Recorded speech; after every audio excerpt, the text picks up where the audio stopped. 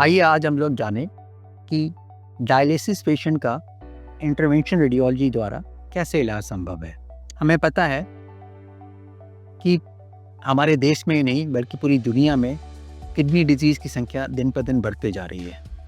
बहुत सारे kidney disease ऐसे होते हैं जिनका दवा से इलाज संभव नहीं है और उनको लाइफ लॉन्ग डायलिसिस पे डिपेंडेंट रहना पड़ता है। इसका क्या मतलब हुआ? इनका मतलब हुआ कि उनकी किडनियाँ ठीक से काम नहीं कर रही हैं और उनके शरीर से जो टॉक्सिक सब्सटेंस है, व्यर्थ जो सब्सटेंस है, उसको निकाल नहीं पा रही हैं। तो अगर वो टॉक्सिक सब्सटेंस शरीर के अंदर ही रह जाता है तो उसके कारण से शरीर पे बहुत सारे दुष्प्रभाव पड़ते हैं। तो डायलिसिस किडनियों के जगह पे काम करते हैं। क्योंकि मरीज़ की किडनियाँ काम नहीं कर रही हैं, उनके ब्लड से टॉक्सिक सब्सटेंस बाहर नहीं जा पा रहा है, तो डायलिसिस ये काम करता है। पेशेंट जनरली एक सप्ताह में 2 या कुछ लोग 3-3 बार डायलिसिस कराते हैं अपने इलाज के लिए। लेकिन डायलिसिस एक के साथ साथ कुछ तकलीफ़ भी होती है।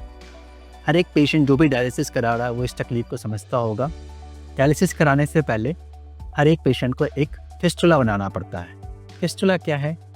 सर्जन क्या करते हैं, एक छोटी सी सर्जरी के द्वारा आर्टरी और वेन को जोड़ देते हैं हाथों में, या तो दाएं हाथ में या फिर बाएं हाथ में। इससे क्या होता है कि उनकी वेन मोटी हो जाती है, वेन का फ्लो बढ़ जाता है और इस फ्लो को वो लोग वेन को नीडल से पंक्चर करके डायलिसिस मशीन पे लगाते हैं और जिससे डायलिसिस में मदद मिलती है।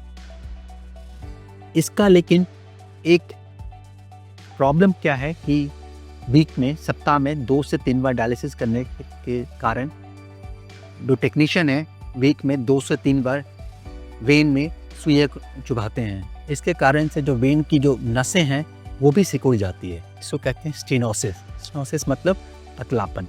तो जब वो वेन सिकुड़ जाएगी तो पेशेंट का फिस्टुला ठीक से काम करना बंद कर देता है। उस केस में फिर डायलिसिस ठीक से हो नहीं पाती है। जितना टॉक्सिक सब्सटेंस उनके शरीर से बाहर निकलना चाहिए डायलिसिस के द्वारा उतना हो नहीं पाता है और पेशेंट बीमार पड़ने लगते हैं। तो उस रास्ते में फिर 2 ही तरीका बचते हैं, या तो फिस्टुला बंद करके दूसरा फिस्टुला के लिए जाएं या फिर इस फिस्टुला को ठीक करने की कोशिश करें।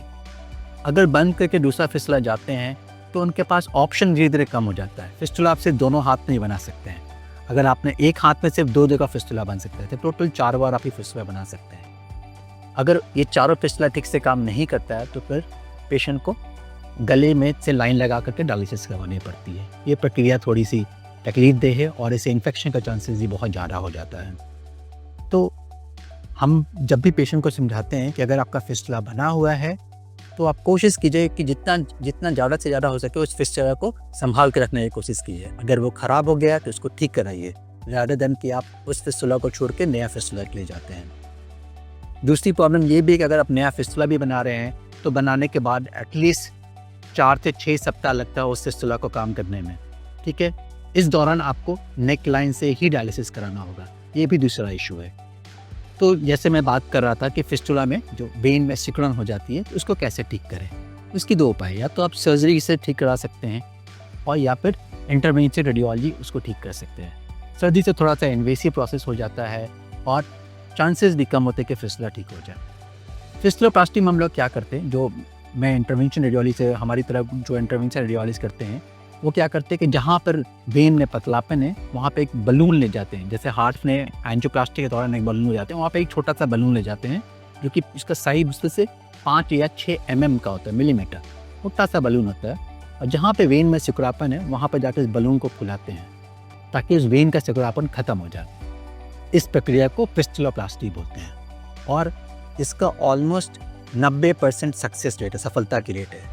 तो मतलब मान के चलिए कि 100 पेशेंट अगर फिस्टुलोप्लास्टी करा रहे हैं अपने डायलिसिस फिस्टुला के खराबीपन के लिए, तो 90 से 95 पेशेंट अपने आप फिस्टुलोप्लास्टी कराते ही इमीडिएटली ठीक हो जाते हैं और इमीडिएटली फिस्टुलोप्लास्टी के बाद वो 15 से 20 मिनट के अंदर वो डायलिसिस करा सकते हैं, नॉर्मल डायलिसिस करा सकते हैं।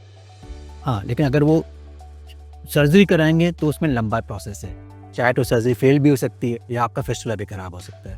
लेकिन फिस्टुलोप्लास्टी का जो सफलता की दर है वो काफ़ी ज़्यादा है और हम लोग मैं जानता पटना में ऐसे बहुत सारे पेशेंट ठीक कर रहे हैं जो कि डायलिसिस के दौरान जिनका फिस्टुला काम करना बंद कर दिया था एंड मैंने फिस्टोप्लास्टी किया और इमीडिएटली सेम डे पेशेंट बढ़िया से डायलिसिस करा के अपने घर जा रहे हैं। तो अगर किसी भी ऐसे हमारे जो क्रॉनिक किडनी डिजीज़ के पेशेंट हैं जिनको फिस्टुला में प्रॉब्लम आ रही है, वो डेफिनेटली अपने किसी नियरेस्ट जो नज़दीक जो इंटरवेंशन रेडियोलॉजी जहाँ पर भी सुविधा उपलब्ध है उनसे मिलिए, उस डॉक्टर के परामर्श दीजिए और देखिए कि क्या इस फिस्टुला के इलाज सिंपल फिस्टोप्लास्टी से किया जा सकता है या नहीं। धन्यवाद।